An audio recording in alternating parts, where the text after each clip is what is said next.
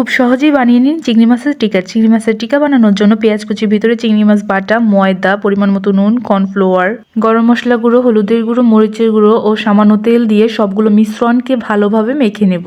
আমার চ্যানেলটিতে এরকম আরও মজার মজার রেসিপি রয়েছে, আপনারা চাইলে দেখে নিতে পারেন। ভিডিওটি ভালো লাগলে লাইক, কমেন্ট, সাবস্ক্রাইব করবেন।